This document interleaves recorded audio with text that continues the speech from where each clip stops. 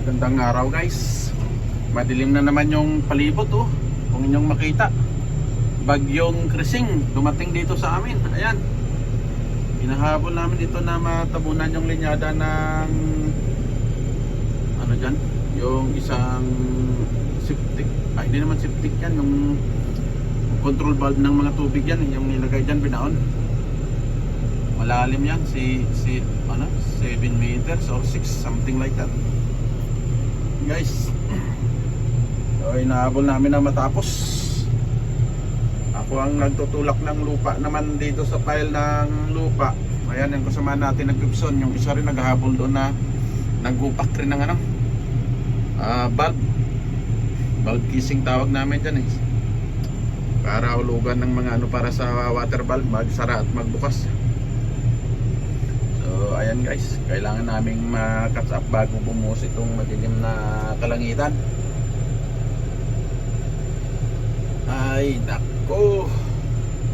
Ayan, our friend Nathan is getting busy down there. We feed the dirt on him.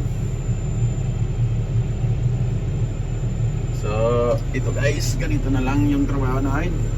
Kasi dito sa tinatayuan natin may another line na dadaan dito, dalawang linyada pa yung force main, sanitary line. Ayan, makita nyo yung HDP na pipe doon, no? Yung mahaba.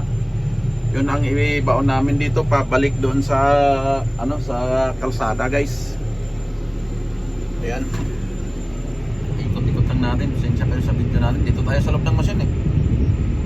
Yan sa kalsada, yung may power line na yun. So ayan, nakabalot lahat yan ng ano, ng insulasyon. Inisprehan ng foam. Kung bakit kulay dilaw yan, inisprehan niya ng foam para hindi ma-frozen yung mga tubig doon sa loob ng manhole na yan. Malaking bolt.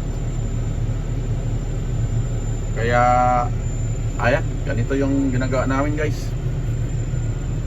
So hanggang dito na lang muna ulit ito. Bye bye at maraming salamat sa inyo. Shout out